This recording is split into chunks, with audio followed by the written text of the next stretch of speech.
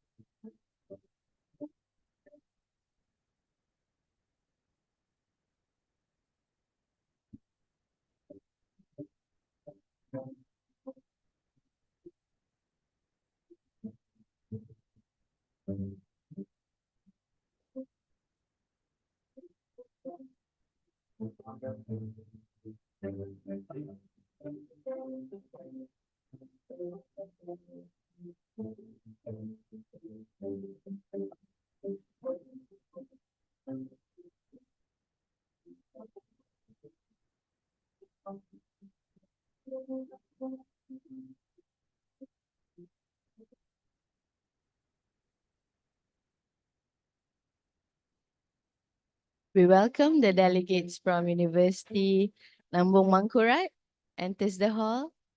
Thank you.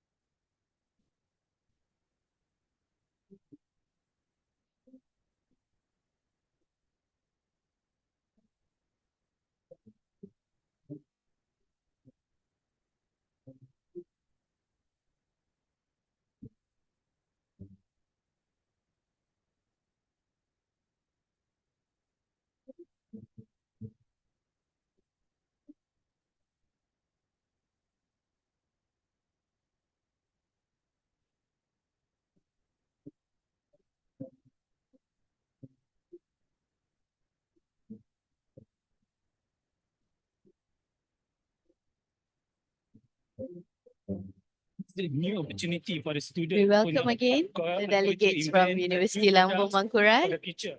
Thank you for your participations and presence today.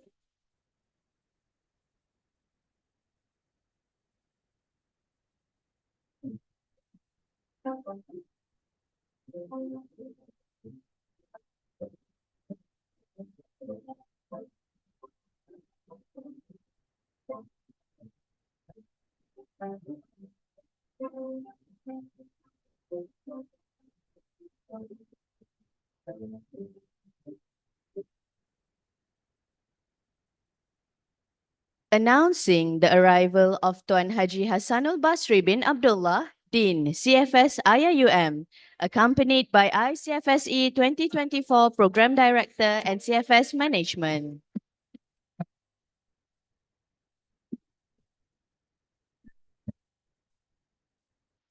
يا ربي بالمصطفى أبلغ مقاصدنا. Ladies and gentlemen, you are to remain standing for the national anthem Negaraku. Thank you. يا سيد الكرم.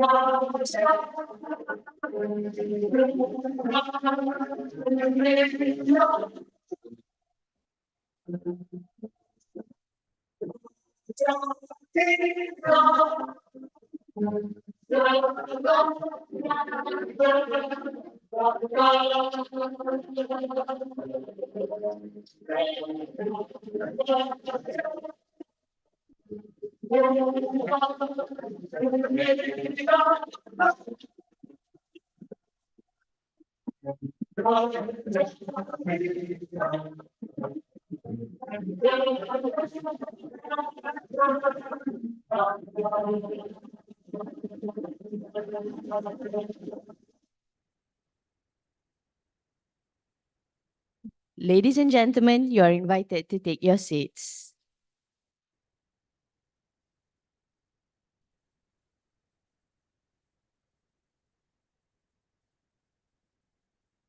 May we have your attention, please?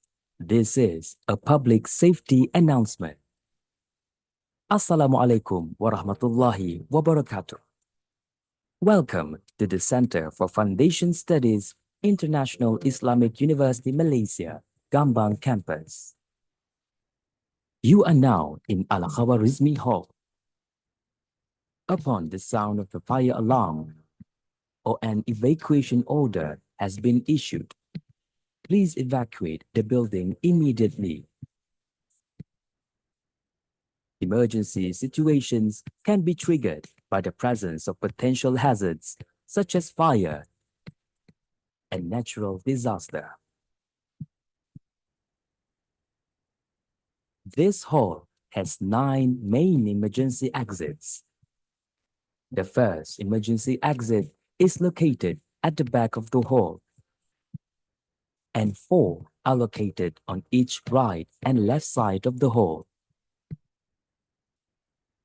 Please take notes on emergency evacuation routes, location of exit doors, and staircases. The exit sign will remain illuminated at all times. Please take a moment to locate the nearest exit to you. During the evacuation process, please remain calm and walk to the nearest exit accordingly. For faster and safer evacuation process, please refrain from talking and running. Once you are outside the building, please proceed to the nearest assembly point and wait for further instructions. Thank you for your attention. This message is brought to you by the Center for Foundation Studies, IIUM. Once you are outside the building, please proceed to the nearest assembly point and wait for further instructions. Rector of International Islamic Thank you University for your Malaysia, attention. IIUM, with us This virtually. message Thank is you very brought much, to you Tan by Sri. the Center for Haji Foundation Hassan Studies. bin Abdullah, Dean, Center for Foundation Studies, IIUM, come Chairman of ICFSE 2024, Dr. Shariza bin Mat Sharif. Sorry, he will be joining us later. Mr. Muhammad Daniel bin Jamaluddin, Director of Administration, CFS IIUM, Technologies Chemist, Dr. Nur Saadiah binti Muhammad Ali, our Program Director, ICFSE 2024, delegates from University Lambung Mangkurat, welcome. CFS IIUM Management, honorable guests, ladies and gentlemen, brothers and sisters, Assalamualaikum warahmatullahi wabarakatuh, and a very good morning. Bismillahirrahmanirrahim. Alhamdulillahi Rabbil Alamin. Wassalatu wassalamu ala ashrafil anbiya wal mursalin wa ala alihi wa sahbihi ajma'in. Ahlan wa sahlan. A very warm welcome everyone to the International Conference on Future and Sustainable Education, ICFSE 2024. Alhamdulillah, we thank Allah subhanahu wa ta'ala for His mercy and bounty, for allowing us to be here today and for this glorious and memorable ceremony. Brothers and sisters, ladies and gentlemen, for your information, ICFSE is a multidisciplinary conference organized by the CFS IIUM in collaboration with University Lambung Mangkurat Indonesia, University Islam Selangor, and Al-Bukhari International University Malaysia. ICFSE 2024 with the theme Empowering Tomorrow, Fostering the Future Beyond Boundaries aims to be a platform for knowledge exchange between academic researchers to share experiences and research findings related to education. One of the advantages from this conference is that ICFSE 2024 provides opportunities for publication in our e-proceeding, and selected papers will also be offered for publication in Index Journal. So we hope everyone will have a blessed experience with us for these 2 days, inshallah. Distinguished guests, ladies and gentlemen, to start off our event this morning, let us first seek barakah from Allah subhanahu wa ta'ala with the opening dua led by Ustaz Hafizuddin bin Muhammad. With that, tafaddal Ustaz Hafizuddin.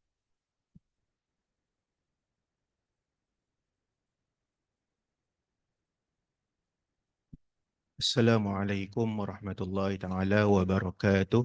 Al-Fatihah.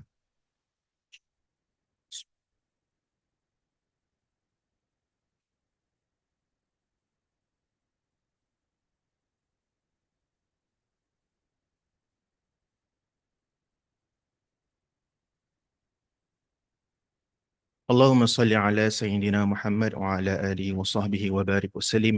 Na'udhu billahi sami'in alimi minasyaitanir rajim. Bismillahirrahmanirrahim. Alhamdulillahi rabbil alamin. Wassalatu wassalamu ala ashrafil anbiya wal mursalin wa ala alihi wa sahbihi ajma'in. Allahumma inna nas'aluka khairan majlis wa barakatuhu awwaluhu wa khairu ma ba'dahu. Wa na'udhu bika min syarrihi wa afatihi awwalihi wa akhirihi wa ma ba'dihi. Allahumma inna na'udzubika min syururi anfusina wa min sayyiati a'malina. O Almighty Allah, Lord of Mercy and the Beneficent One, in conjunction with International Conference on Future and Sustainable Education ICFSE 2024 program, we ask for your inayah and tawfiq, grant us prosperity and happiness. O Allah, the most merciful, fill our hearts with love and mercy for one another, so that we shall work as one brotherhood and one team. O Allah, your power is omnipotent, and your mercy is overwhelming. We beseech you to bless this university and make it a worthy champion that will unite this ummah under your banner, and that it will be an agent of enlightenment and progress. O Allah, shower your help and guidance upon the leaders, staff, and students of this university.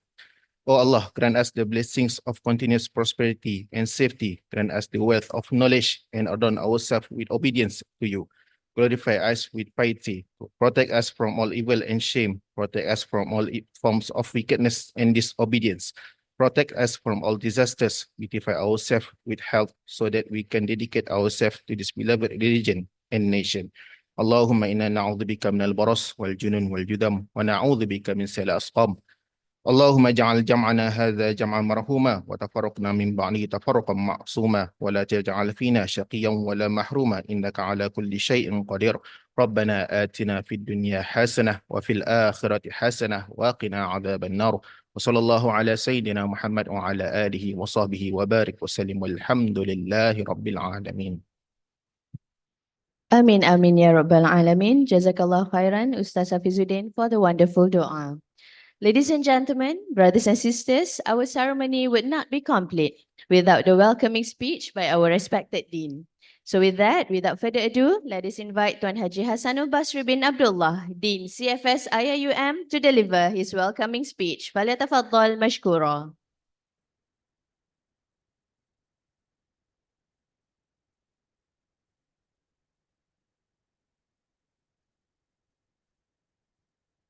Assalamualaikum warahmatullahi ta'ala wabarakatuh. Bismillahirrahmanirrahim. Alhamdulillah rabbil alamin. Wabihi nasta'in. Wa la hawla la quwwa illa billahil aliyyil azim. Amma ba'd. Our respected and beloved Professor Emeritus Tan Sri Datuk Zulkifli Abdul Razak, Rector of IIUM, Technologist Chemist Dr. Nur Saadah Muhammad Ali, Director International Conference on Future and Sustainable Education 2024, Insinyur Dr. Hendarman, Senior Policy Analyst, Center for Character Education, Ministry of Education, Culture, Research and Technology, Government of Indonesia, Dr. Shahriza bin Muhammad Sharif, Director Center for Talent Development and Innovation, University Malaysia Terengganu, delegates from Lambung Mangkurat University, virtual delegates from University Islam Selangor, Al-Bukhari International University, all presenters, participants, sponsors of ICFSE 2024, and brothers and sisters. Firstly, let us praise Allah subhanahu wa ta'ala for making this event possible this morning. Alhamdulillah. I would like this opportunity to extend my gratitude to our beloved Professor Emeritus Tan Sri Datuk Zulkifli Abdul Razak, our Rector of IIUM, for his willingness to grace our officiating ceremony this morning, despite of his busy schedule. Thank you, Tan Sri. On behalf of the Secretariat, I would like to welcome all participants to the International Conference on Future and Sustainable Education 2024 with the theme Empowering Tomorrow, Fostering the Future Beyond Boundaries. I also like to welcome delegates from the Lambung Mangkurat University, Banjarmasin, Indonesia, our international collaborators, and not to forget our strategic partners, University Islam Selangor and Al-Bukhari International University. Not to forget to our keynote speakers, Insinyur Dr. Hendarman, Senior Policy Analyst at the Ministry of Education, Culture, Research and Technology, Government of Indonesia, and Dr. Shahriza Muhammad Sharif, Director Center for Talent Development and Innovation, University Malaysia Terengganu, for making their time to deliver keynote speeches today. This conference will not be reality without the support from external institutions, especially our platinum sponsors, Yayasan Jacob, as well as other sponsors. Thank you very much. We hope and pray your contribution to this conference will be beneficial to the Ummah as a whole. Last but not least, I would like to congratulate the Director of ICFSE 2024, Dr. Nur Saadah Muhammad Ali, and her hardworking secretariat members for making this conference a reality. Before I end my speech, let us hope and pray that our 2 days event will run smoothly and most importantly, achieve its objective. I wish all the best to the presenters and have a pleasant conference. Barakallahu fikum. Assalamualaikum warahmatullahi ta'ala wabarakatuh. Waalaikumsalam warahmatullahi wabarakatuh. Thank you very much, Tuan Haji Hassan, for the speech. So, honorable guests, ladies and gentlemen, moving on to our officiating speech. Yeah, our rector is in tight schedule today. So, it is with great honor that we have with us our rector, Professor Emeritus Tan Sri Datuk Zulkifli Abdul Razak, with us virtually. All right, so now let us welcome Tan Sri to deliver his officiating speech for the International Conference on Future and Sustainable Education 2024. So Tan Sri, you're Thank here you with very us. much. Bismillahirrahmanirrahim. Alhamdulillah Rabbil Alamin. Wassalatu wassalamu asyrafil anbiya mursalin Sayyidina Muhammadin wa ala alihi wa sahbihi ajma'in. La hawla wa la quwata illa billah. Assalamualaikum warahmatullahi ta'ala wabarakatuh to everybody, especially Tuan Haji Hassanul Basri, the Dean of CSF, and also the Chairman of the conference, Technologist Chemist Dr. Noor Saada, Muhammad Ali, Director of the conference, Yang berbahagia Insinyur Dr. Haiderman, Senior Policy Analyst, Center for Character Education, Ministry of Education, Culture, Research and Technology, the Government of Indonesia, and also a docent at Universitas Pakuan Bogor, Dr. Shahrizal bin Muhammad Sharif, Director, Center for Talent Development and Innovation, University Malaysia Terengganu, delegates from Lambung Mangkurat University and also University Islam Selangor, as well as Al-Bukhari International University as collaborators, participants, brothers and sisters. Let us of all foremost praise and be grateful to Allah subhanahu wa ta'ala for giving us this opportunity to meet.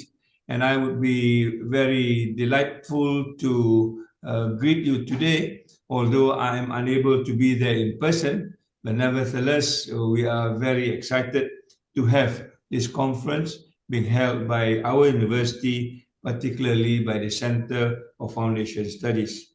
I would like to congratulate the Center for Foundation Studies for having this second series of conference, now upgraded into an international conference since the last time, with a very apt theme called Empowering Tomorrow, Fostering Future Beyond Boundaries. I'm indeed very happy to see that there are now also collaborators internationally, which makes this conference more widespread and more relevant to this particular region. I would like to basically thank the Lambung Mangkurat University Indonesia for being agreeable to become our international collaborator, as well as University Islam Selangor and Al-Bukhari International University. This is indeed a very good sign of institutions working together for the future, because no one institution now can actually work alone to change the future, let alone beyond what it is today. The topic is very relevant to us and to me in particular, because sustainable development has been a subject for discussion for the last 35 years. Although universities in many parts of the world are still grappling with this concept of sustainable development. But given the pandemic that happens just a couple of years ago, this whole idea of sustainable development, particularly in the context of education, becomes a very meaningful one. Without sustainability, without understanding what sustainable development is all about, we will not be able to get out of pandemics like the COVID-19 and whatever pandemics that has been predicted coming into the future, because our education is not sustainable and therefore it has its own limitation in trying to meet future challenges as been given by the pandemic. Therefore, this conference, I think, is very timely, because sustainable education means we need to reorientate the education that we have had for the last many years pre-COVID. That education system originated from the Industrial Revolution in the 1700s, maybe 300 to 400 years ago, that does not have any conception of what internationalization of education is all about, let alone education in the context of not just economy, but also in the context of environment and the people prosperity together in a kind of a model that is called education for sustainable development. Therefore, it takes into consideration not just knowledge, but also values at the same time, attitude, culture, and also civilization as part and parcel of the framework of education moving into the future. It must balance and integrate the three ideas as I mentioned, economy, social and environmental education at the same time, which is something quite new to many of us. And therefore, I do hope that this particular conference will bring to bear some of this very important and crucial sort of idea of how we merge and also integrate these three items together. This is in line with a statement made by the United Nations General Assembly in December 2002 when they launched what they call the United Nations Decades for Education for Sustainable Development, so that education can be turned into a holistic transformational framework that moves into the future and making education relevant not only to a particular country, but to the whole world, as it were. In this particular regard, I would like to share with you that the International Islamic University has done tremendously well in trying to reorganize and reorientate education under what we call the Sejahtera academic framework.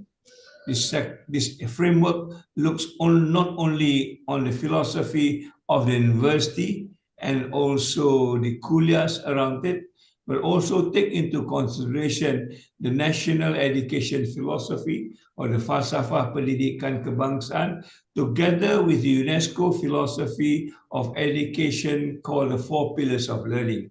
Learning to do, learning to know, learning to be, and learning to live together, so that it has a holistic global perspective as to what education should be.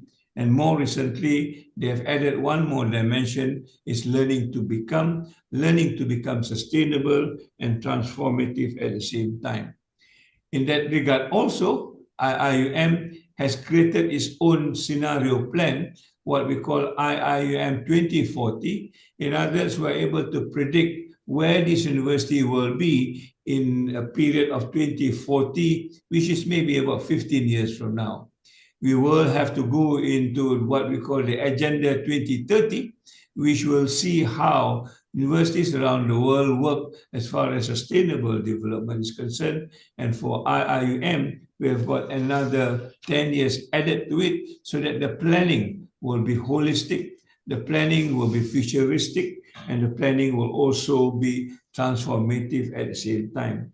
Center for Foundation Studies, I think, is very important, because this is where many of our students will eventually join the kuliah, and therefore the grounding, the understanding, and also the practical examples that we have to go through will benefit them when they go into the kuliah, particularly when they have to work with the community under our idea of the community, where the community and the university work together to solve many of the problems of the community as part and parcel of this transformative education that we talked about.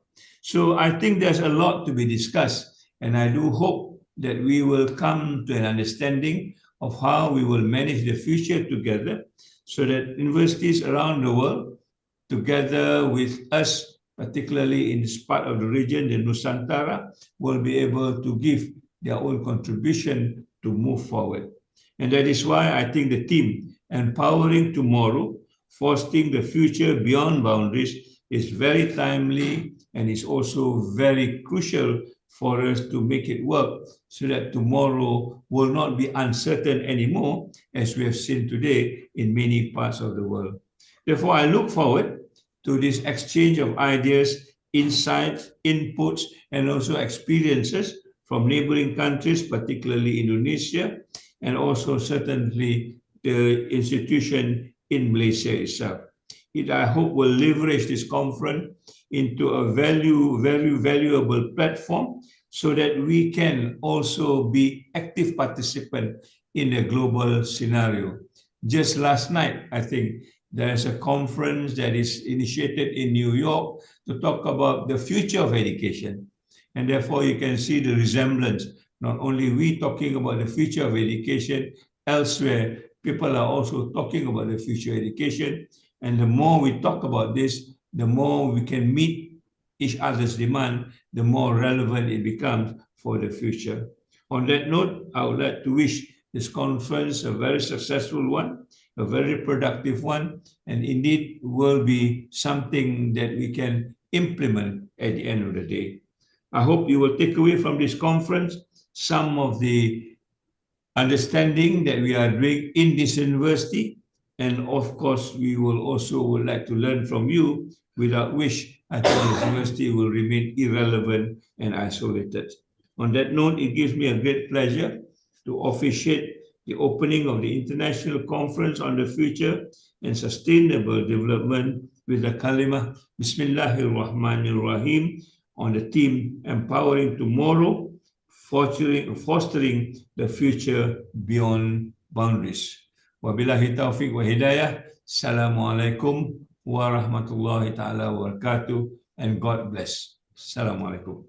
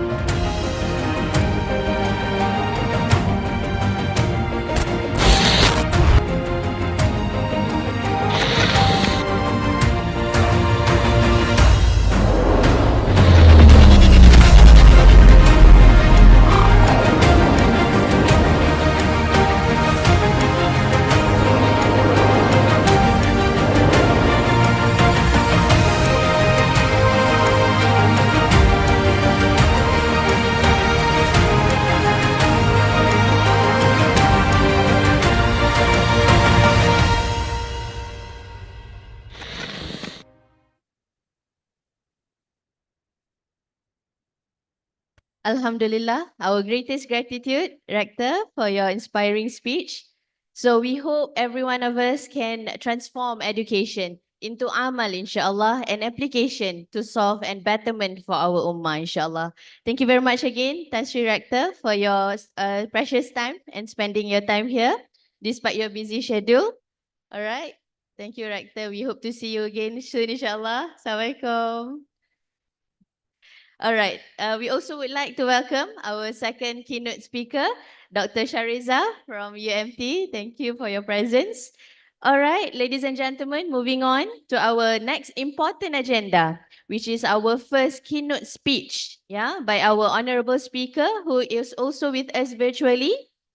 Let us welcome Insigne Dr. Hendarman, Senior Policy Analyst from Center for Character Building, Ministry of Education, Culture, Research and Technology, Indonesia, which will be sharing with us his speech entitled Navigating the Future, Advancing 21st Century Teaching Pedagogy Amidst Challenges and New Perspectives. A very wonderful topic. We hope we could learn a lot from him, inshallah. So without further ado, let us welcome Dr. Hendarman.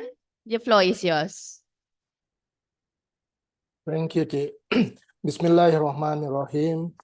His Excellency Professor Emeritus Tan Sri Datuk Zulkifli Abdul Razak, Rector of the International Islamic University Malaysia, IIUM, who just gave the very inspiring speech to all of us here. Honorable Dr. Shariza bin Muhammad Sharif, Director Center for Talent Development and Innovation, University Malaysia Terengganu, who will be also the keynote speaker.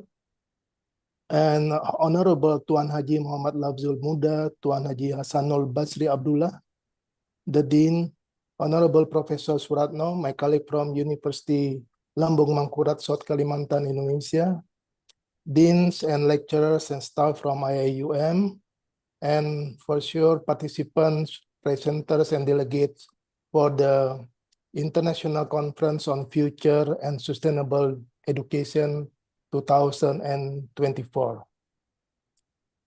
Assalamualaikum warahmatullahi wabarakatuh.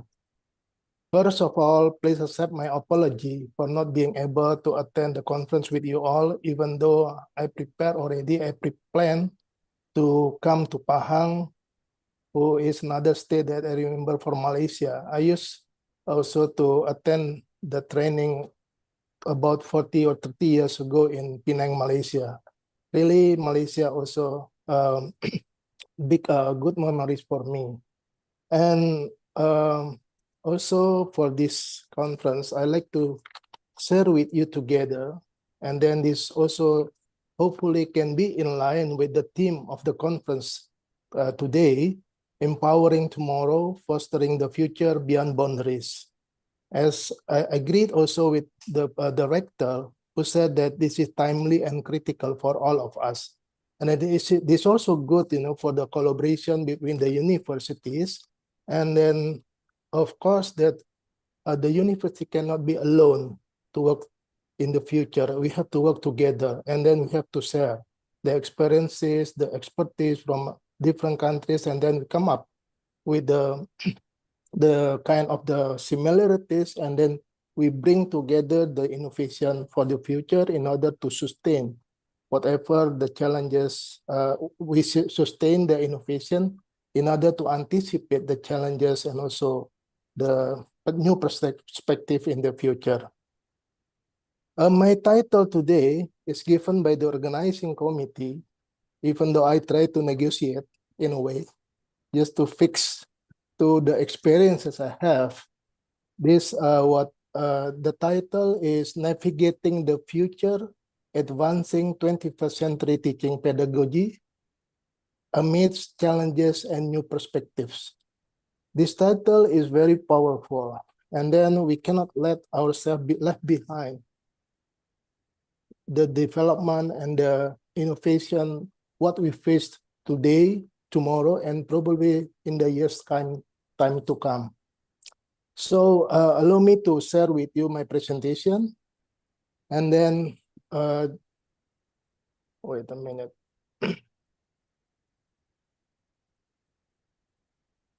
Hopefully you can see the presentation clear. Can you see the presentation? And can you hear my voice also clearly? Okay, this is Navigating the Future, Advancing 21st Century Teaching Pedagogy Amidst Challenges and New Perspectives. And then the contents, I break into 4 sections actually. And then last but not least will be the conclusion at the end. Number 1 is the background. Number 2, I'm talking about VUCA and relates to its philosophy and its impact on education. And the third one relates to artificial intelligence, as I believe that the VUCA, artificial intelligence, as well as 21st teaching pedagogy are related one to another. And then in the fourth section, I'm trying to offer, the strategy to relate AI, pedagogy, and character building. And then I call it, I use as 8 strategies. So only 8 strategies. And then the last one will be the conclusion. Probably we agree all that we are facing highly uncertain and rapidly changed world. Constant transformation occur daily. As we witness all together in the past 2 years or 3 years, we have witnessed and experienced the difficult time and the hard time for us when COVID-19 were with us that time. Although there are pros and cons about the COVID-19, probably I look at the COVID-19 become one of the good things for us to think and then to be critical and then create the new mindset for us how to deal with the environment. As we have witnessed as well, before the COVID-19, we can see our students and then we can work together in a place through offline. But then when COVID-19 came, we have to change drastically. And then we start learning. In the past, who were really not really grasp the IT, and then they start to learn, and then they are able to cope with the situation by being comprehensive with the IT technology, and then we can conduct the online interaction between the teachers or lecturers with the students. That's one of the advantages of the COVID-19, and I should say thank to God. With that, then we can move together, and then we don't know yet whether in the next years, past year, and the next years, then we can find again another one, probably even more and dangerous than COVID-19. And then I note that there are 3 things that we should cope together. Number 1, the VUCA. VUCA was believed, as the dynamic environment. This relates to the dynamic environment that all of us have seen and experienced with the dynamic environment. We cannot just being a state in one place, then we just believe in one theory that it has to be here, this. No, we cannot do that. We have to change from time to time. And the second one, this relates to artificial intelligence. This involves machines that stimulate human intelligence capable of learning and reasoning like humans. With these machines and then this application, it seems like humans are replaced. And then we might think, oh, we don't have any a chance or what is the benefit of being a human. But it is not actually. This is kind of the supporting for us to be dealing and also to see the future, the challenges in the future. And then if we can cope with these 2, I believe that we can practice the 21st teaching pedagogy, which is safe from traditional rote memorization towards critical thinking, problem solving, collaboration, and creativity. This is what we normally know as 4 C's, even though sometimes I also put the communication ability. There's one more element that can help us to be a struggle, and then we can be the winner for the situation. And then with VUCA, this stands for volatile, uncertain, complexity, and ambiguity. And of course, there are many things, their definition, but I just quote from Bennett and Lemoine. Volatile refers to unpredictable, unstable circumstance, potentially of unspecified duration. And then when we call uncertain, this is a state where the causal relationship is understood, yet knowledge about the implication of the situation remains elusive. And then the complexity, we might see that numerous or variables which are interconnected each other that we can not identify which one really affect the situation. And then often the complexity challenging to manage due its scale. And when we talk about ambiguity, this is defined by these two persons as the realm of the unknown arising from insufficient understanding of cause and effect relationship.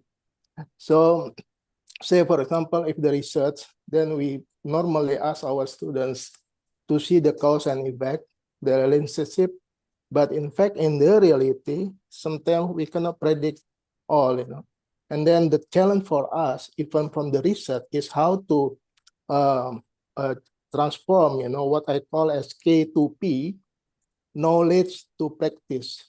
Sometimes what we studied in the university as part of our thesis or dissertation, just for the sake of the research, what we need now to apply it to the reality.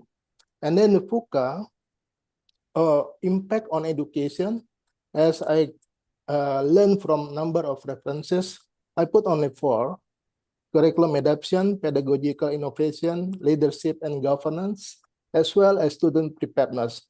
What are they? Curriculum adaptation have the consequences that the educational institution must continually update their curricula to ensure relevance in a rapidly evolving world. But it has to be carefully understood. Update the curricula doesn't mean that we have to update, to change the curricula from time to time. This is kind of a hectic time. And then probably the teachers, they are the people in the field. They know how to implement curriculum, and then the role, the work is on them. If we change curriculum every year or even rapidly, they might get confused. That's number one. The second one, curriculum adaptation implies that we need to integrate new technologies, addressing emerging disciplines and preparing students for jobs that may not exist yet.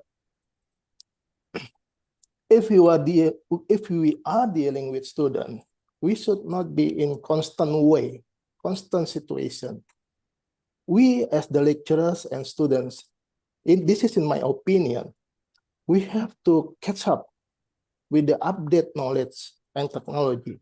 We cannot say, okay, I'm the teacher, I'm the lecturer, and I'm here, I've been here for many years, I'm the one who knows. You cannot do that. This is from my opinion. And then the second one, pedagogical innovation. Teachers adopt innovative teaching methods that engage students and promote skill as critical thinking, problem solving, and collaboration. Again, the 21st teaching pedagogy has to be clear in all of us, and then we need to accommodate and integrate them into teaching learning process. And then it affects also to the leaders and also to government. And then one of the implications is educational leaders must exhibit strategic foresight and agility in decision making to navigate effectively. Again, we have to be flexible in a way.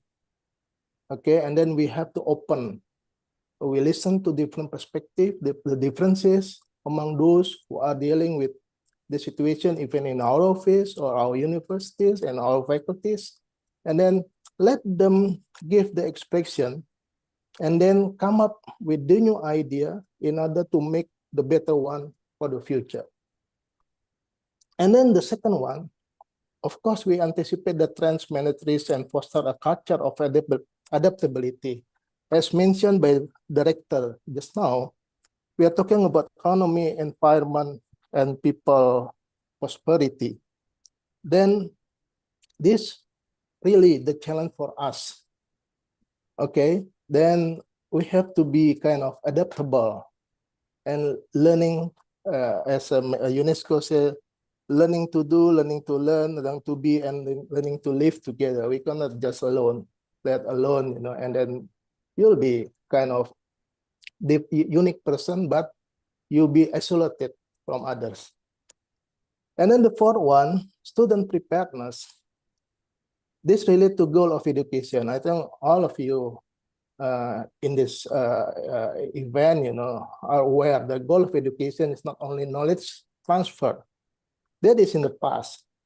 But we need also to equip our students with skill to thrive in unpredictable environments. Just look back to our times when we were in primary. Probably we are in different age, To me, say primary, I remember about 50 years ago. I remember all the time, that my students, my teachers always give kind of instruction, and then we have to swallow whatever they taught to us. Okay, this is the concept, and then you have to understand it, and then we follow them. But now this changed already. I believe you are aware also, even in your situation and your role as students, as teachers, or facilitators, or lecturers, pensiara, okay? And then you need to read many references, and even you need to talk to your colleagues, you cannot only just say, I'm the best here, okay? And then for that, we need to build resilience.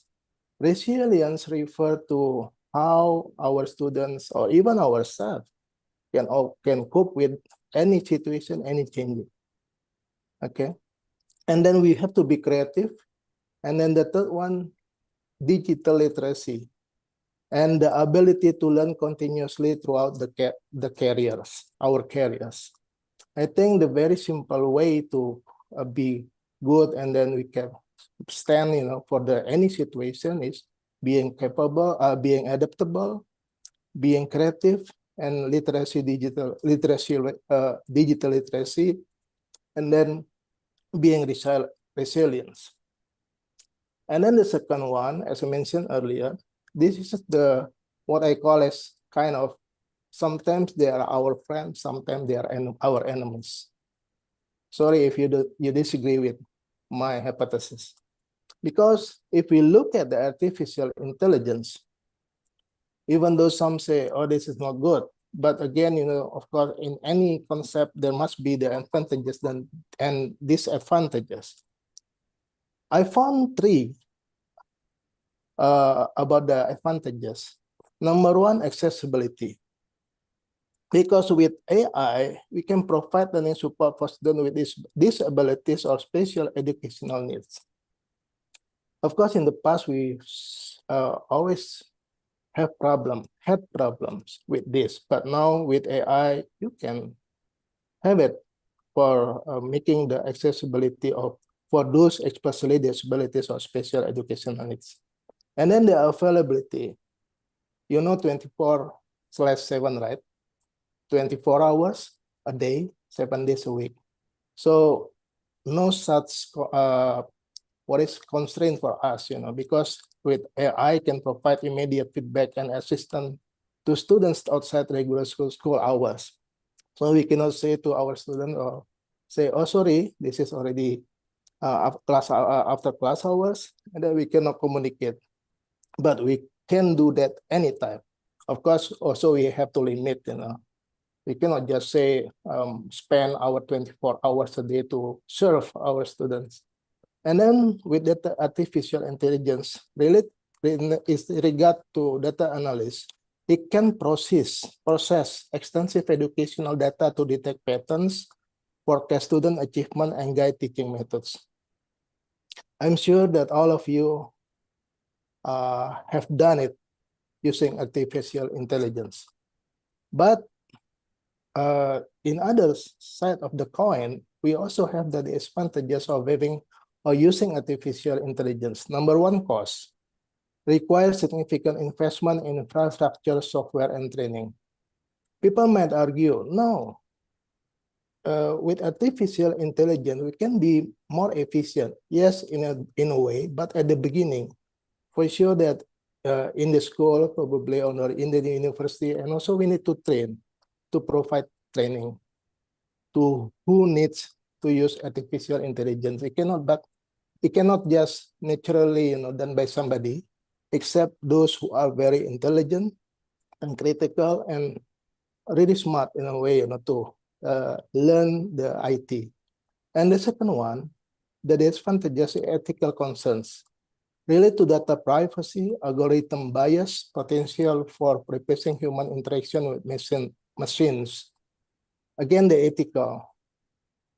Artificial intelligence cannot just replace, say like the regulation, No, they just follow because they are kind of operated by machines. And dependencies, I hope that not many of us, even though I believe also some of us, really take advantage of having the artificial intelligence. For example, the students, they might use the artificial intelligence to submit the paper, even though given the very short time.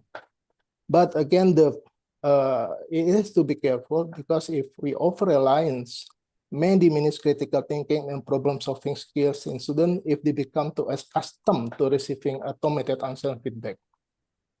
I happen to use AI, and I found, yes, easy, but then my feeling is not there. It's not cannot be found, in the result of answer from artificial intelligence. And even the kind of robot, automated robot, and then we have to take the situation, we reread, and then put our feeling there. That's my experience.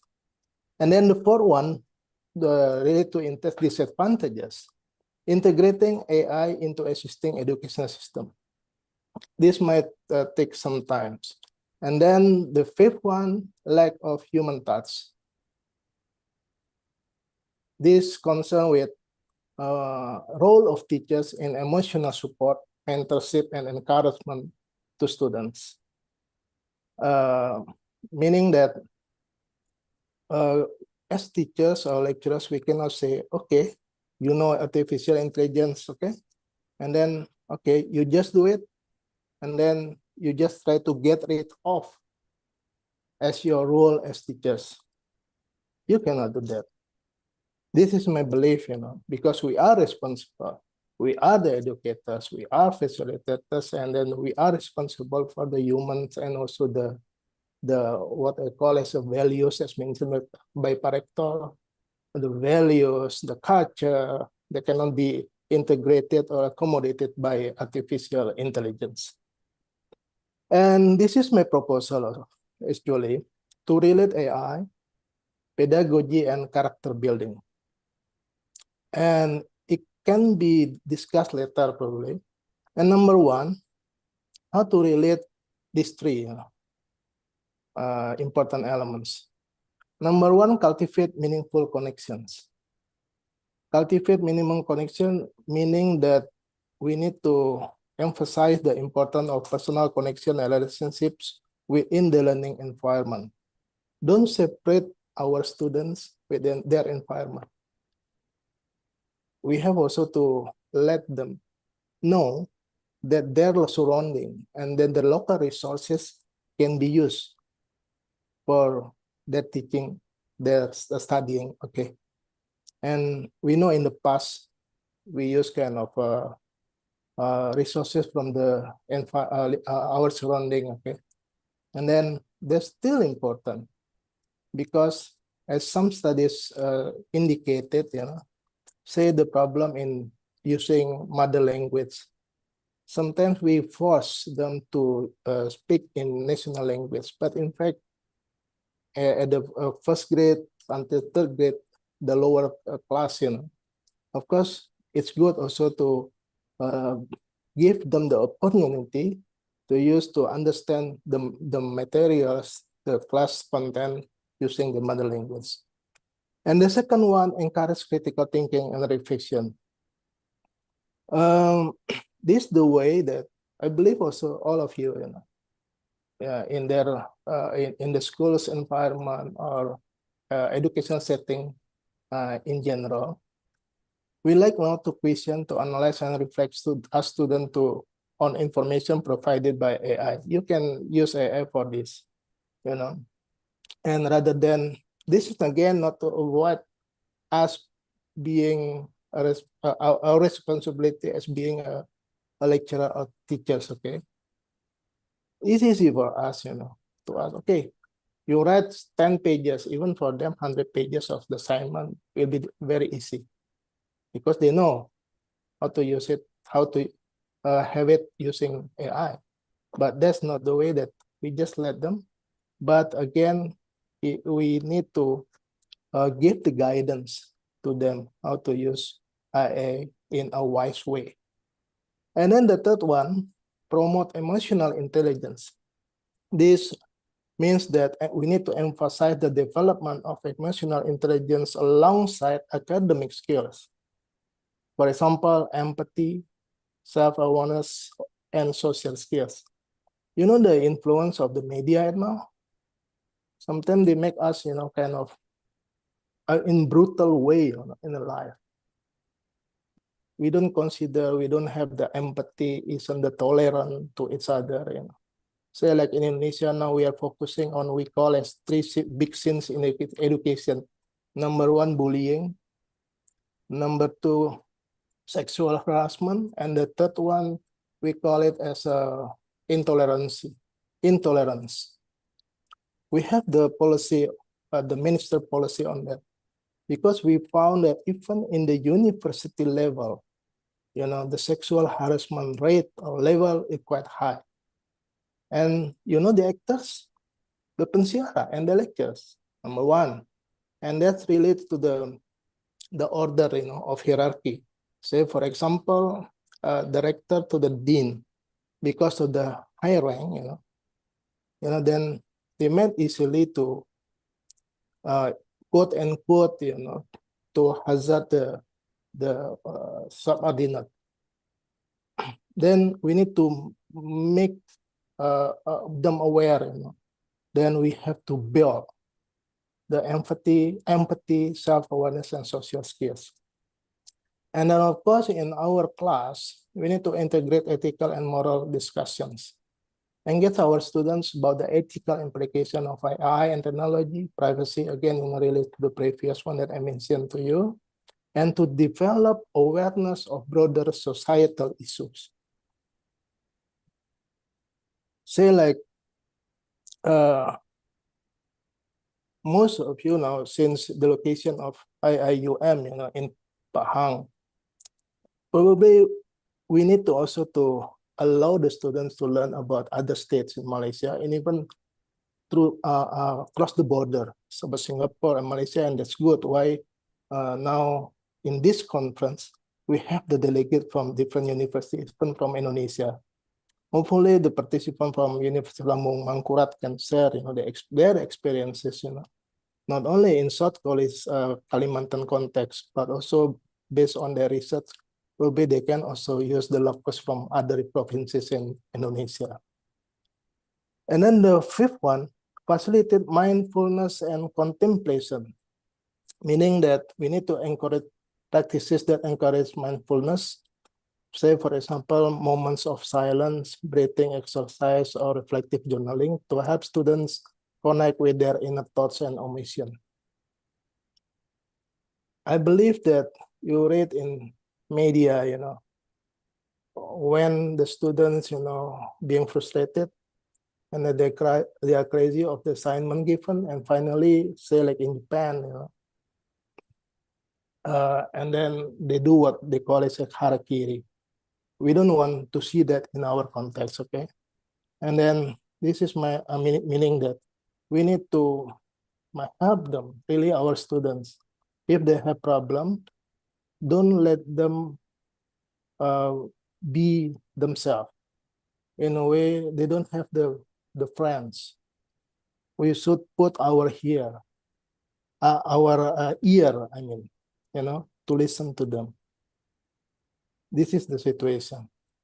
And then the sixth one, create opportunities for spiritual exploration. Explore the beliefs, values, and spiritual dimensions and accommodate the diverse perspectives and worldviews within the classroom. Of course, we have to build it and explore it. Don't make them isolated with their values, in their environment. And then their belief, because we have the parents and also, our what we call it, nenek moyang, and then we have to give them, the understanding, and then they have to be proud of with their belief, values, where they live, and even though one day they have to go and leave the place they grew up, but then they have to still remember they were coming from the place before, when the mother gave a birth to them. That's the way. Don't just say that, oh, okay, this is in the past, and I now become international man, international figure, and then I don't care. And then this is another challenge for us, in the educational setting. Give the model authenticity and integrity. Be a role model. Okay. This is this challenging is kind of for all of us, be a role model.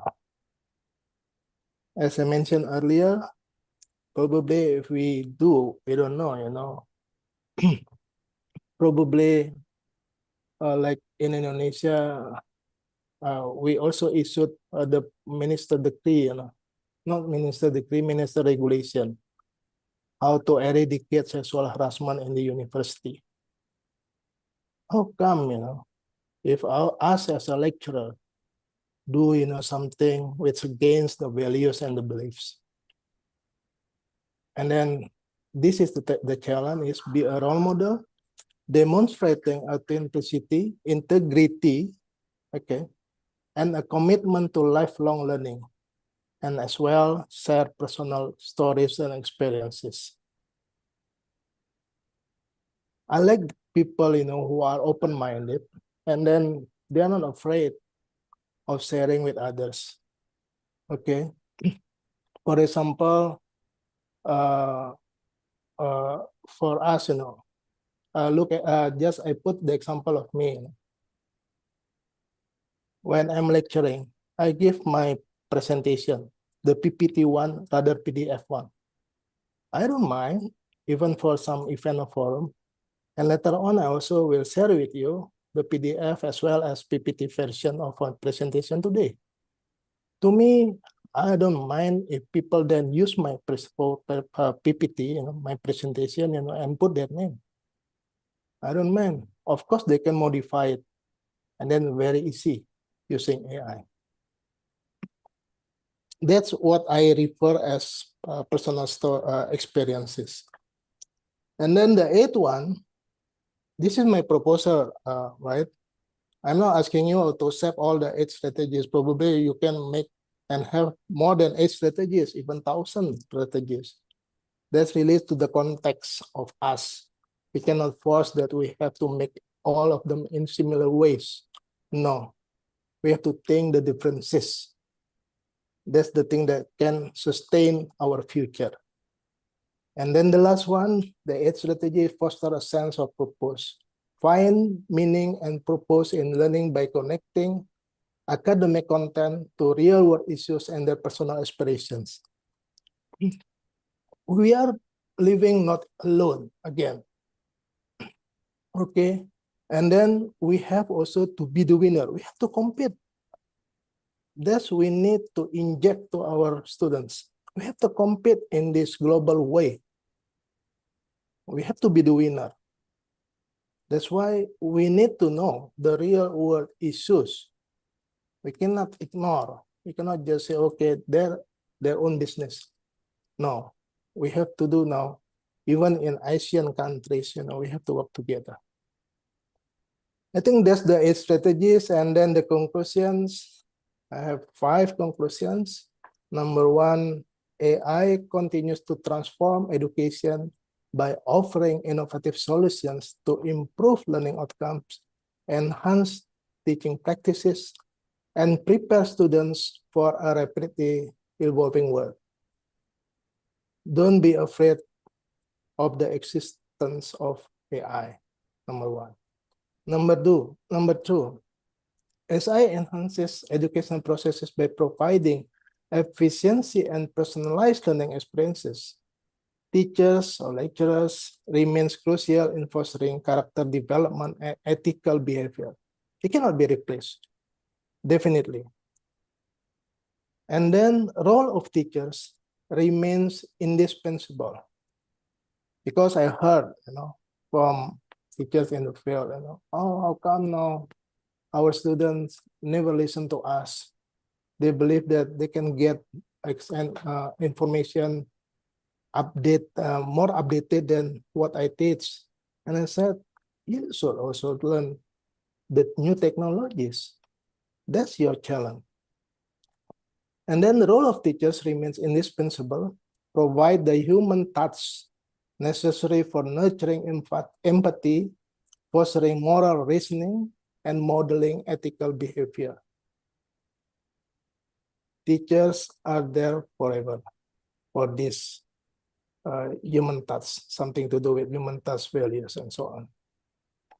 And then the 4th conclusion, synergy between AI and teachers in the classroom may optimize character development by combining technological insights with human mentorships.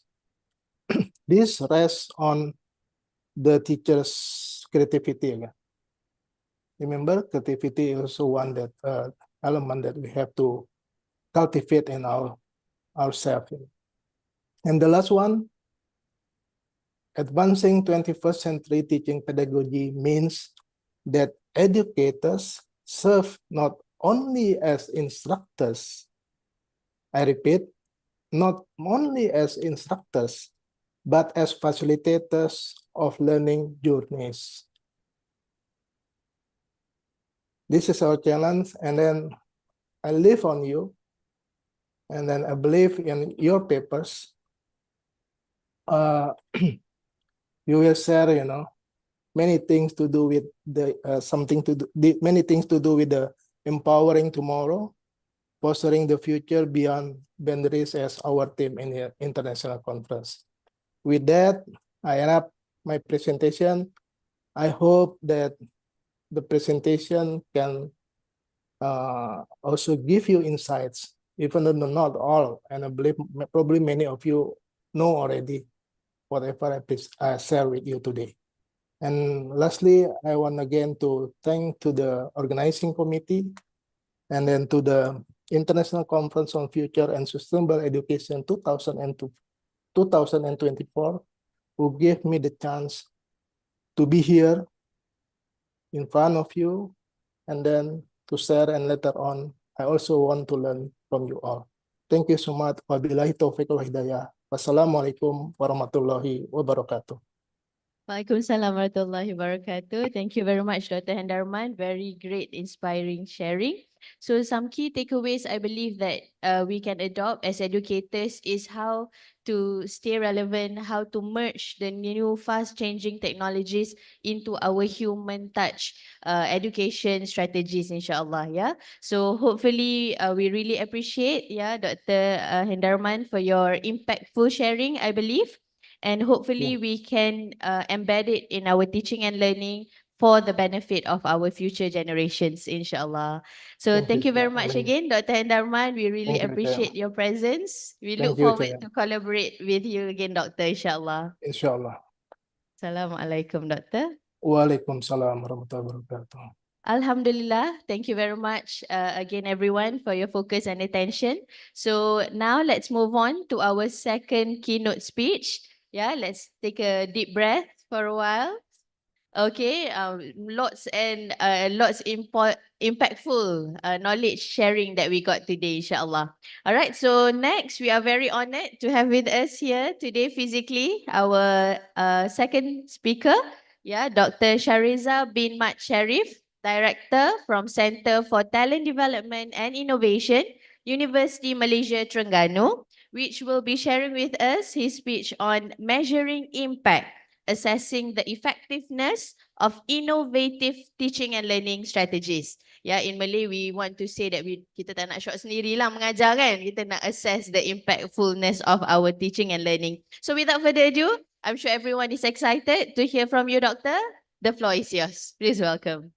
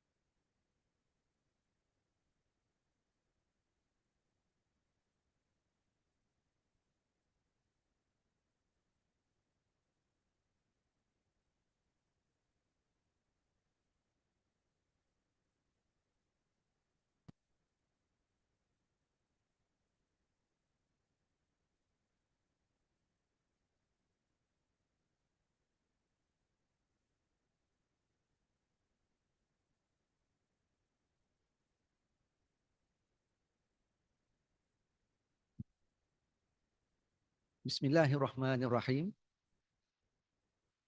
The Honorable Ustaz Haji Hassanul Basri Abdullah, Dean of CFS, IIUM, and also the Chairman of the International Conference on Future and Sustainable Education, Technologist Chemist Dr. Noor Saadiah Muhammad Ali, the Director for ICFS 2024, and also distinguished guest, Professor Dr. Dwi Atmono, Senior Lecturer in Economics Education, ULM, members from University Islam Selangor and Al-Bukhari International Universities, guest keynote, Dr. Hendarman from the Center for Character Education, Ministry of Education, Culture, Research and Technology Indonesia, University Pakuan Bogor, and the all respectful participant, ladies and gentlemen. Assalamualaikum and a very good morning to all of you. Rabbi shrah li sadri wa yassir li amri wahlul 'uqdatam min lisani yafqahu qawli. Alhamdulillah, I'm very grateful to be here today, and I would like to extend my appreciation and thanks to the organizing committee and also IIUM for inviting me to be here today with all of you. And I hope that my talk can give some benefits to all of you today. And I was asked to present a topic related to measuring impact to see whether our innovative strategies, is it effective or not? So, ladies and gentlemen, today, the talk will not be on, because we are talking about measuring impact.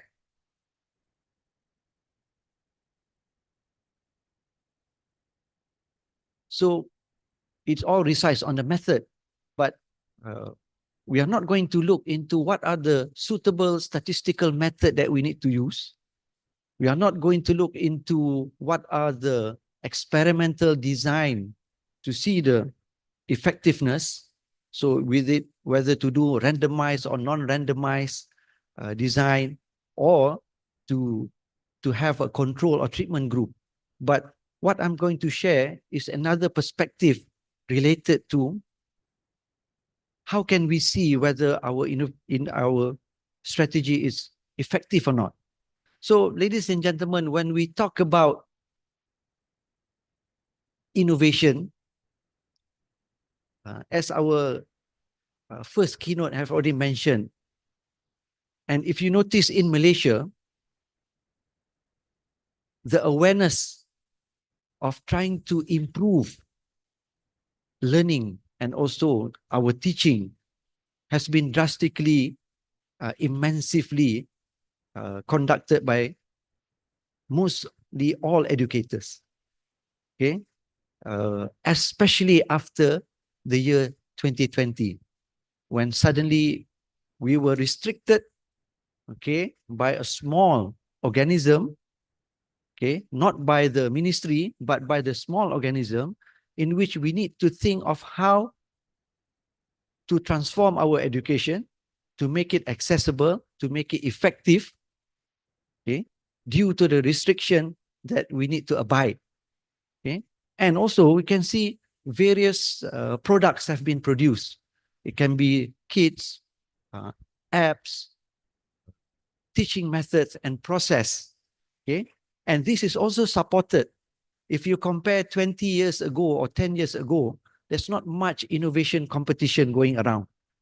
And there's not much platform to share these innovative strategies. So now, even in the university level and also national level and international level, you have a lot of innovation competition, opportunity for educators to share their innovative strategies. Okay, and this also sparks the interest to all educators, because some of the competition or the award are also being recognized by our ministry itself. So in order to put a context in the talk for today, let us recap back again about what is innovation. So when you talk about innovation, it is a process in which you try to adopt new strategies, new things to what is already available right now. But the key word here is, while adopting it, it must create value. You must have an impact. Anything that is creative enough that you want to do, if it doesn't give any impact, it's not an innovation. So as a guideline, if you want to know whether you are innovative enough, your strategy must have an impact, an added value. If not, then it's just stand up as a very creative approach. But the purpose, again, for innovation in our teaching and learning is to create new things, okay? Doing things that is not normal to us, okay? But again, the focus is on having a transformative effect. So you need to have the value. So when it comes to value, this is where measurement needs to be done, okay? To see that, yes, I have this effect and there is an added value to my strategy. But in the context of education, the purpose of innovation is to improve the quality of learning. Okay? That is the main agenda of innovation in teaching and learning, not purposely for achieving how many numbers of copyrights that I can obtain, not in terms of how many patents that I can get from my product, or how many papers that I can publish to achieve my KPI. But the main purpose of all this is to ensure learning happens and it improves and it has benefit to our main stakeholder, that is the student, and also to the community. Now, so based on that, we are trying to create the best idea that we have to give an impact, especially to our student. And in Malaysia, this is relevant and supportive to the national education of philosophy. If you look back to the national philosophy of education, the purpose is a continuous effort, okay, to improve and expand the individual's potential holistically, with the intention that we have produced individuals who are competent, knowledgeable, and most important, with high moral standards, and they achieve self-well-being, or we can call it sejahtera. And with this, they are able to contribute to the nation, society, and even their family. So whatever that we do, the future and accessibility of this education does not only resides in terms of access education to the community, but also the sustainable of this education, in which what they have learned, what they have gained, is prolonged to the society. So it doesn't stop in the classroom or in terms of online, but the education proceeds beyond the boundaries, in which not only what we teach can be accessed by other communities, but what we teach can be felt by the community from the student that we produce. So based on UNICEF, you can see that innovation is not only just about technology, because when we talk about innovation, we always think about we need to be novel and we have new strategies. And new strategies must be about technology. But UNICEF has mentioned that it's about solving real problem, and most important thing is to promote equity and improve learning. Okay? Again, accessibility to all, and this is also supported with our SDG 4 to promote equity in education. Everybody can access the education, and also to promote lifelong learning. Okay? So when it comes to all this thing about innovation, any educators will try to prove themselves that my approach is effective. I've had the chance to also look into the list, and there are also categories, presentation on the category on innovation. And there's a lot of innovative strategies that has been implemented. But generally, if you see from the effort that has been done, generally we will assess using our course assessment. We have the strategy, and then once we do it, we test them either using exam, assignment, reports, okay, and also the final exam. And our indicator is always on the result, the output. So when you see that a lot of students obtaining A, then you say that my approach has improved. Okay, this is different compared to the previous cohort, where the percentage of A is about 50%. Okay. But actually, assessing the impact can be challenging because the target group is the student, and we need to know that the student has diverse personality and also learning style. Okay? Those who embark into psychology will know that individuals has different character. Okay? And they also have different learning styles. If you look into Mumford and Honey,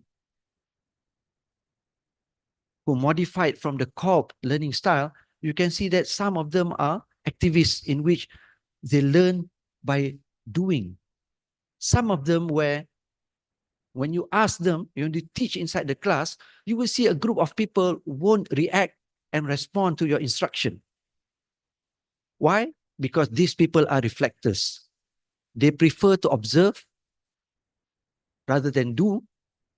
And when we don't understand, we tend to scold them. Why you don't do what I have instructed? Because the lack of understanding that some of our students are reflectors.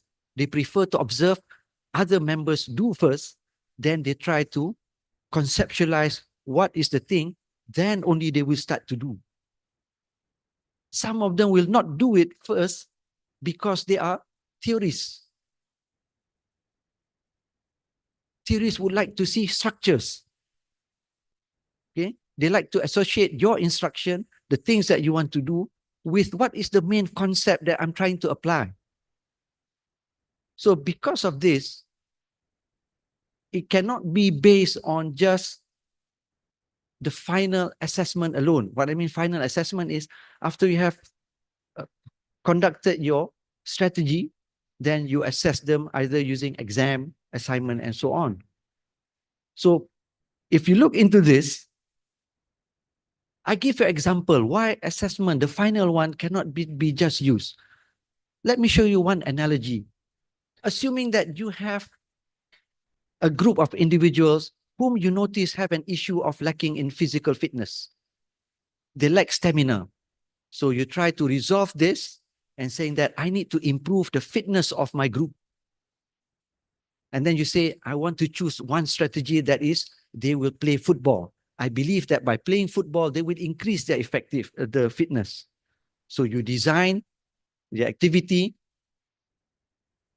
you plan out the duration, the group follow that activity, and you mention to them, okay, after a certain period of time, I will assess your fitness. So you do the assessment, you do the fitness test, and the graph show that everybody become fitter. Now, how do you know whether they are fit because of your strategy of playing football? If you get the feedback from the student, from the group, and they mention to you that, yes, we play a lot of football, and while preparing also we play football. And that's how we become fit. Previously, we don't play at all. We just walk, and while walking, we just watch our handphone. So we exercise, but we exercise our fingers, even though we are walking 2 kilometers. Now, if you get a feedback from majority of the group and say that, yes, we follow your activity, but during our preparation, we like to play handball. And we play a lot of handball most of the time. And that is how we get fit. Now, if you get this kind of feedback, is your strategy effective? When you measure and test, it proves that yes, they are becoming fitter. But do they become fit because of your strategy or because of other things? This is where the end of the assessment is not effective enough to really capture whether your strategy is effective or not. So this is an analogy, but does this thing happen in the education scenario? Yes. I just want to give you some example, one example. Let's say you have a strategy of playing a game. You try to gamify your activity because you found that the student feel bored and you want to engage them. So you ask them to play a game. The learning is through the game. If you get the feedback from the student where say that the game helps me a lot to understand the process, I gain knowledge on the topic from the game rather than the lecture, then you can say that yes, the strategy works. But what happens if there are some situations when we look into the strategy, most of the students say that we discuss a lot and that is how we gain the knowledge. The activity is quite vague to us. So now they gain the knowledge. Is it through your activity or to a different strategy? Some of you might argue and say that, yes, my strategy works. When I ask them to play a game, the game allows them to discuss. But is that your purpose? Or is it an accidental purpose? Oops, suddenly magic happens and they discuss. But is that the intention? The focus is on, your intention is that they will gain knowledge by playing the game. But now they don't gain anything from the game. They need to discuss and make an effort to set up a study group to prepare for the exam. So this happens in some of the innovation when we see effort being done by several educators. So if the situation number 2 happens, then again, the question arises, is the innovation that you implement effective or not? So there is an issue whether are we assessing the right thing. And this comes where it is also important to look into the learning process. And why learning process is so crucial and important? Because again, it has been mentioned by the rector, I presume, and also just now by Dr. Herman. It is not about just the knowledge that we want to impart. The changes in the behavior of the student. When you impose a certain strategy, there is an action that has been done by the students. So this action, whether it is aligned with your strategy, whether it changes and make them to be much better person, this is also needs to be checked. Because some, they are able to perform even though you have the innovative strategy, but through unethical ways. And the result also shows that, yes, I have improved. My method has improved the quality of learning. So what my talk will be today, as I told you, is not about the best statistical method, the most suitable, but to bring back into our basic fundamentals. Understand the innovation process so that we can look into the appropriate measurement to determine whether our approach is effective enough. Now, anybody, when they do the innovative strategies, we are trying to be effective. So when we teach, we have goals that we want to address. So among them is to achieve the learning outcome. Some may have different purpose to achieve the learning objective. They have intention what to obtain by the student. And maybe other intended goals related to teaching and learning, not intended goals to produce publication and patents. Now, what I mean that I'm not against about this. If your innovative strategies allows you to produce that, by all means go. But we need to remember the purpose of innovation is to improve quality of learning. So in any innovation that you do, normally you have two processes. Either you use the design thinking approach or the creative thinking approach. But out of these approaches, I simplify it in a framework in which the process will go through this standard process. So you identify the issues. You get from various resources, but the next step is trying to identify what are the appropriate learning strategies, learning theories that you need to adopt. Look at previous activities or research that has been done previously. Then you generate the idea. This is where you plan, you set your goal, and you develop the strategy. But after that is the implementation, the action towards your aim. So you develop the strategy. This is where you develop the learning instruction, how the student will learn. This thing will produce output. This is where the innovation comes in, where your method can either produce kits, apps, or teaching methodology. Once you have designed the learning instruction, you have the product, then you try to implement. This is where you execute the learning activities. And generally at the end, you try to determine the impact. To see whether there are improvements, there are changes, And this is where research comes in. And this from here, you try to do improvement to further improve your strategy to ensure that the increase in the effectiveness. Now, I'm not planning to go further detail into here. This is just to let everybody see where the assessment will start to be done in order to see the effectiveness of your innovative strategy. When we understand the process, there are challenges that we need to consider. One, anything that you do, you will test to the student. Your sample will be the student, right? I haven't seen any educators having the idea and then going to the traffic light and try to teach the community. These are all we consider as crazy, right? For sure, we will try and do it to our students. You must remember the students are not lab rats. They are not experimental samples.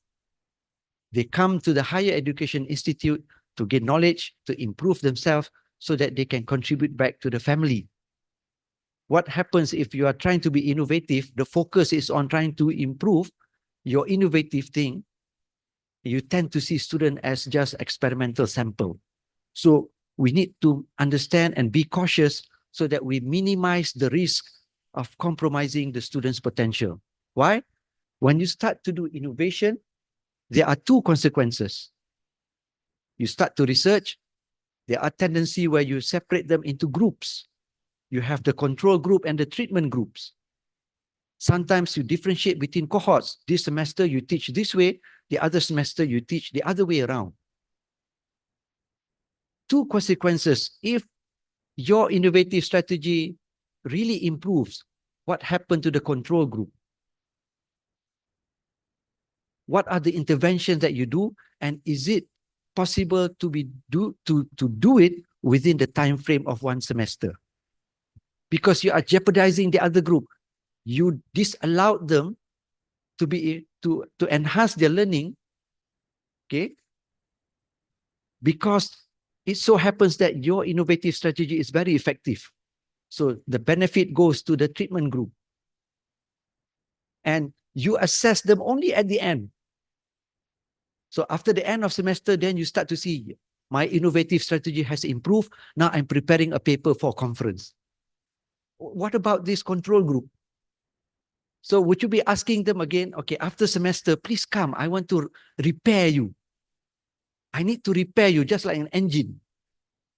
Because I noticed that the students that I use this innovative strategy really improves. They gain a lot of knowledge. But pity, because you are control group, you are left behind. And the other consequences is not all innovative strategy produce positive impact. What happens if your innovative strategy goes the other way around and the control group are you found to be more effective? Then what happened to the treatment group?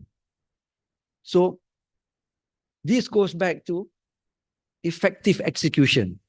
How to ensure your innovative strategy is effective to be executed and minimizing the students' risk of compromising the potential within the time frame. For example, one semester.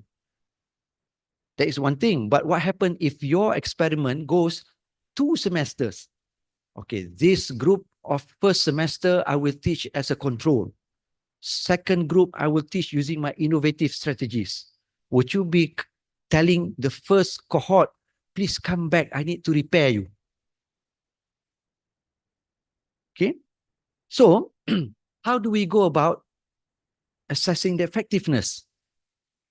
Number one, assessing the effectiveness of your teaching strategy actually starts from the beginning. When you design your learning strategy, as a proverb says, the journey of 1,000 steps begin with the first step. And you try to make sure that your first step is in the proper direction, not going to the different direction. So, based on the framework, the starting point of your assessing whether your strategy is effective, starting when you start to develop your learning instruction. Based on my experience doing innovation, collaborating with colleagues, helping other educators in several universities on their innovative strategies, you will notice that there are some, when they design and they say that I want to incorporate game-based learning. So when they incorporate game-based learning, there are three components that you need to make sure that thing happens. One, what are the challenges and what are the level of challenges? How many challenges that you want to incorporate? Two, the level of difficulty, because they are going into stages. Three, what are the rewards? So you need to make sure that is it aligned with the pedagogy that you try to use, or is just utterly in the words, I'm doing game-based learning. So they are playing game. So I'm doing innovative strategy. Without aligning and assessing back whether your instruction is aligned with the intended approach. Another example that I would like to give, some people say that I'm doing experiential learning strategy. So you ask the educators, how are we going to do it? Yes, I just let them do this experiment or this thing. I give them assignment and let them do, let them experience. Well, it's good. But when you mention about experiential learning, do you follow the COP learning cycles of experiential learning? In your instruction, do you incorporate the 4 experiential cycle? Starting from converging, assimilating, diverging, and accommodating. Which step in your instruction that you follow this process? And how do you get the reflection? Because the reflection for experiential learning is different from just asking the student to give feedback. So, based on this, just like Stephen R. Covey mentioned, if the ladder is not leaning against the right wall, every step we take just gets us to the wrong place faster. So you may mention that I want to apply this method, I want to apply this method, I want to apply this method, but do we ensure that it is aligned to the fundamental aspect of that particular approach? So in the beginning, if that thing is wrong, then the whole process will be wrong. Even though you say that, yes, in the exam, the student shows improvement in their learning. So these are the things that we need to consider. The first step when you want to assess whether your innovative strategy is effective or not. The first, effectiveness based on the pedagogical approach that you want to adopt. Be a master chef. Okay, not the accidental chef. For example, like me, just go to the kitchen because I'm not a professional chef. My wife is a professional chef, but professional chef in the sense that he knows how to make a delicious dishes. But people like me, I just go there and see whatever is there in the fridge, just take out, add in. Oh, there's some oyster sauce, put in oyster sauce. Oh, there's some ketchup, put. Suddenly magic happens. It so happens that the dish. But a professional chef will know that, why do I need to add this pepper? What is the function of this pepper? What will the pepper do in my dish? I need to balance this bitterness. So what are the ingredients that I need to put? A master chef knows the purpose and function of each ingredient. So when you start to design the learning instruction, we must know what is the purpose of this instruction and how does this relate to the pedagogical approach that we want to do. Then only we can be clear of what to expect from the outcome of our approaches. So the second step or the second assessment that you need to do is during the learning process. Where you should do it? During the implementation. So you have designed your learning instruction. When you implement, does it go according to the way it is intended? Okay. I see many of individual, maybe of educators have the experience. So I'm pretty sure a lot of you, do you have any experience where before the class, one day before the class, you prepare and you get excited more than the student? Okay, this is what I'm going to do. I can guarantee the student will be excited. They will play, they will run, and they will laugh, and they will say, "Yeah, great." Suddenly you went to the class and started to do, and then suddenly the things go different direction. Okay, does it happen to you? Okay, this is what I call complex, because there are some where you are very excited to do it. Suddenly, because the student having exam at 8 o'clock in the morning, they don't sleep preparing for the exam. So the exam is at 8 o'clock until 10. After that, they go to your classroom. You were excited to ask them to be active. They come at 10:05, and then suddenly, okay, let's get into the group. Okay, and then you start to see that, oh, the strategy doesn't work. My innovative strategy is not working. No, that is where the reason why you need to observe and you need to get feedback. So assessing the effectiveness is also during the process. And there are also some times, okay, when you instruct them, for example, in some cases, I give you an example, you plan a strategy in which this activity will make them collaborate, okay, to solve this thing. What happened is that suddenly you have planned the instruction, the thing goes in which they collaborate, but they don't discuss. What they're trying to do is to guess the solution. See, the purpose of you plan this activity, because by having this platform, the student will discuss, they will find information, they will argue based on the information, and they will try to decide which is the best solution.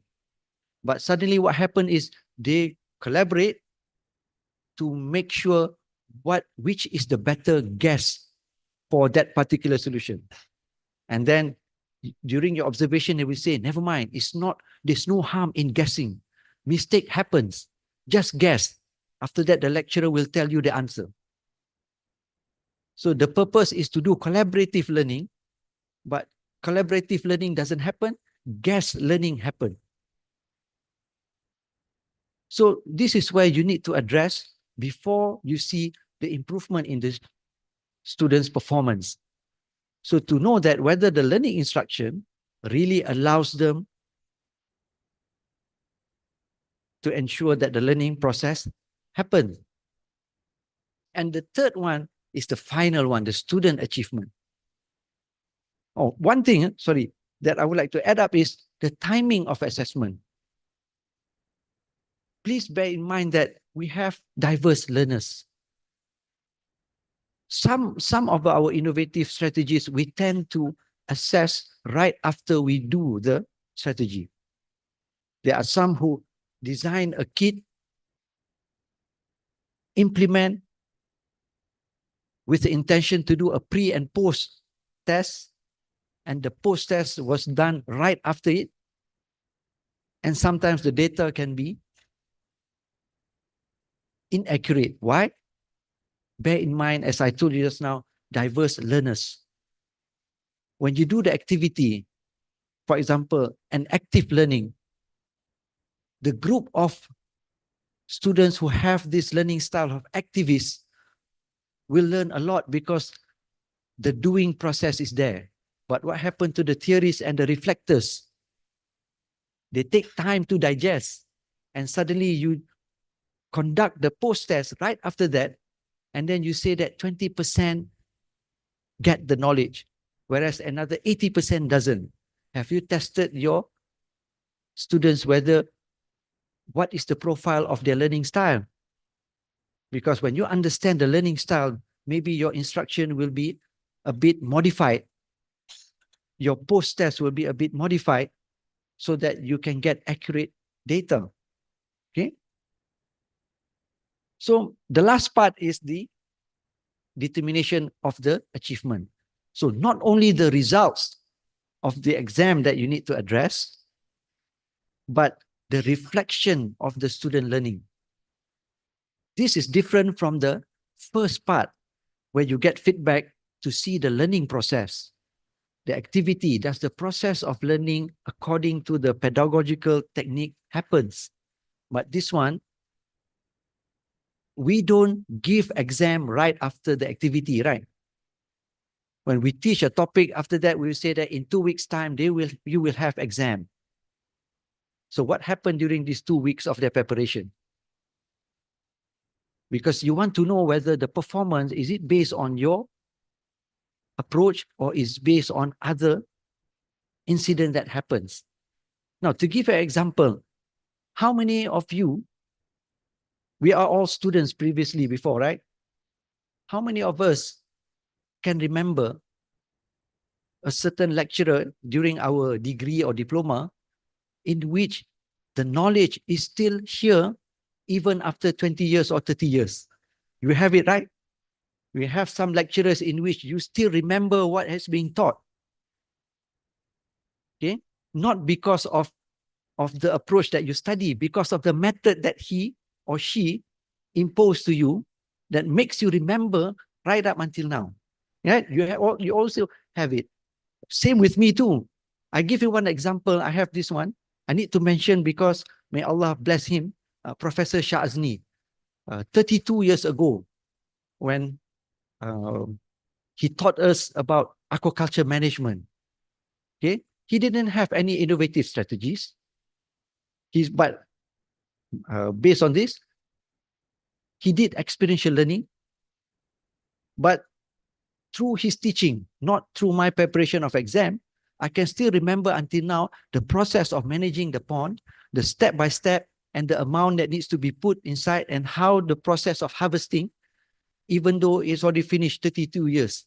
So the key word here is the retention of knowledge based on your innovative strategies.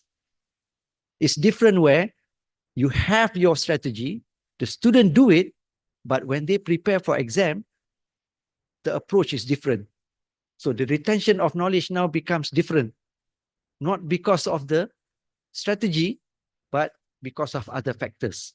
So that's why we also need to collect the data on the learning process that happens with the student. Just like I told you in the first place just now, the analogy on football. If you ask back, they say that, well, we gain a lot of fitness by playing handball. So whether your approach is effective or not. So these are the things that happen. Now, the issue because of this is, if you notice, majority of us, we don't have a strong background in education. A lot of us having PhD, we are expert in accountancy, engineering, okay? As for me, fisheries, aquaculture, lawyers, marine science. Not many of us graduated with a PhD in education. But we are very passionate to teach and to improve our students. That is why we do innovative things. So while doing it, without having a proper knowledge on the pedagogical techniques, that is where we intend to misinterpret the data. So the importance of understanding the method that is being used. Currently now with the advancement of AI, okay, we have the access to gain understanding much better about the strategy that we are imposed compared to previously. So the need to ensure the knowledge that we need to have in terms of the education background. Because when you do innovative strategy, it's not just about the content of knowledge. For example, you are doing it because you are a biologist. You teach biology. You teach accountancy. Fine, you have the knowledge of the content. But when you teach, that strategy is not accounting strategy. That is the teaching and learning strategy. So what are the knowledge that you need to have? This is another thing to ensure whether your innovative strategy is effective or not. So as a whole, you can see that assessing effectiveness on your innovative strategy starts from the beginning, during the implementation, as well as after the implementation. So with this, as a summary, we can see that knowing whether your innovative strategy is effective start from day one when you get the idea and you want to plan what strategy you want to implement. It's not during at the end, because when you start your first step and your direction is wrong, then the whole thing will not be correct. Just like a computer, garbage in, garbage out. So the data that you get, even though it shows positive, but it can be questionable. So that's why I say my talk today is not about statistical analysis, significant or non-significant. Which statistic, ANOVA or what, Kruskal-Wallis, but go back to the fundamental, right? Oh, and assessing effectiveness should also look into the learning process. So one of the ways is reflection, but I'm sure if you Google around, if you check into other articles or papers, you will see there are a lot of ways to attain the information regarding the learning process of the students. Okay? And you can apply that to your innovative strategy. And the final one is the importance of having knowledge on your learning strategy. Okay? So the reason I have this is because the learning process will allow you to see how the student prepares, how the student able to attain the improvement based on your strategy, because relate back to the national philosophy of education, you are not just producing individual having knowledge, but you are producing individual having high moral standards. And when they learn, it's not as simple as just plugging in a USB and transfer the knowledge right into their brain. The behavior, the activity, the action of the learners happens. And we want to ensure that when this thing happens, it is being done in the proper way. Because again, sustainable education not only resides by assessing education outside of the information itself, but it's being spread out by the student itself to the community. So with that, I would like to express my thanks to the organizing committee and also to the IIUM for inviting me. I hope that this talk can give some benefits to you, and hope that we can see again and collaborate more in the future. With this, thank you very much. Our greatest gratitude to Dr. Shariza, a very impactful sharing. Yeah, very insightful sharing. All right, so some of the points that we can adopt and adapt, too many things actually, but some of the things that we can highlight, first and foremost is basically how our strategies, the reflection of our strategies must start from the beginning, during the process, and eventually how it gives impact and added value to our student, not only to contribute to the community as a whole, but eventually to their family. All right, so many things, but that is among the things that we can recap. So we hope everyone learned a lot from these great sharings. And as a sign of gratitude, we invite Tuan Haji Hassan, accompanied by Dr. Sadia, to present a token of appreciation to our great speakers.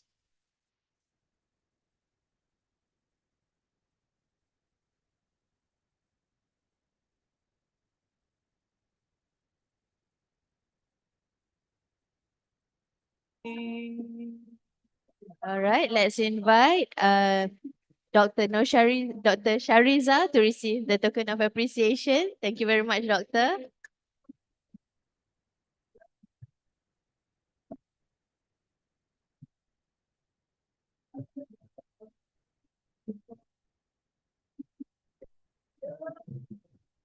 All right, let's invite on behalf of Dr. Hendarman. Yeah, let's invite the head delegates from University Lambung Mangkurat, Prof. Dwi Atmono, yeah, to receive the token on behalf of Dr. Hendarman. Thank you very much.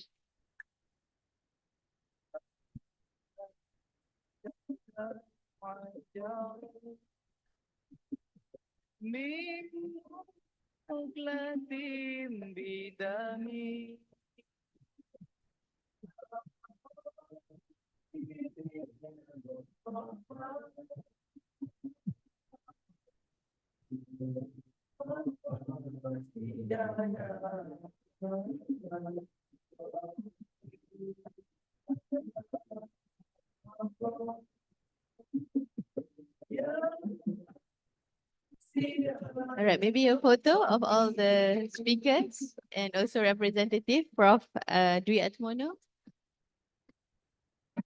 Center, nak center sikit ke? Ah,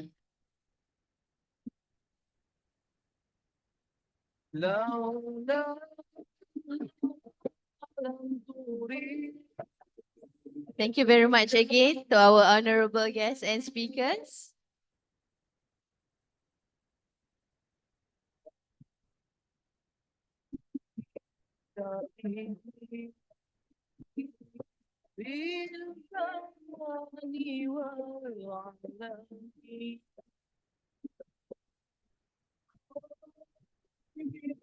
Alhamdulillah.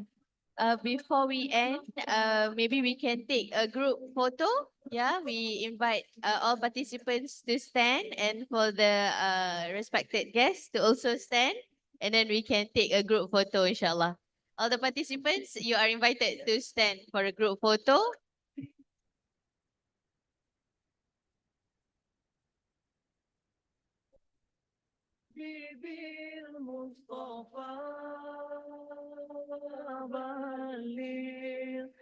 For group photo, yeah.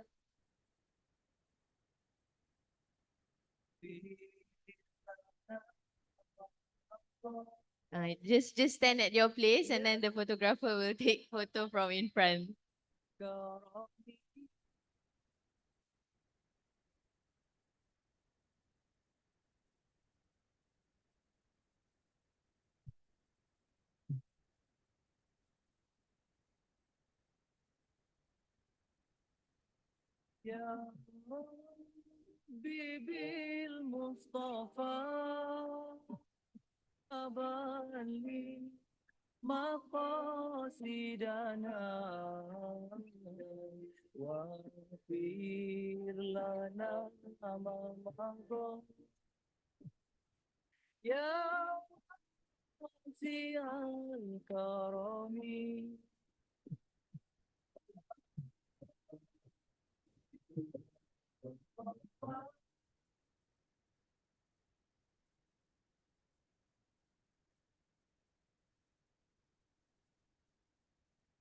Alhamdulillah. Okay, everyone. Before we end our this opening ceremony, we would like to thank again our respected speakers, Dr. Hendarman. Thank you, Dr. Hendarman, for still staying with us. And Dr. Shariza also, thank you very much for your sharing. Not to forget our delegates from ULM, yeah, our sponsors and everyone are invited for a short break before our parallel session, and we invite our respected guests for some refreshment. Thank you very much. A quick announcement for all the participants. Firstly, for those who have yet to register, you can do so at the Abu Bakar Ar-Siddiq Administration Building, the venue for our parallel session later.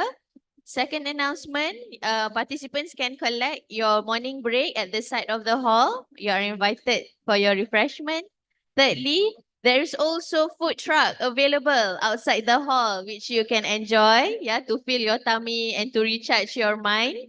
And for final announcement, you can scan the schedule of the parallel session at your tag, yeah, the QR code at your tag. All right, so you are welcome to take photos and have a short break before our parallel session at 11, inshallah. Thank you very much. Assalamualaikum.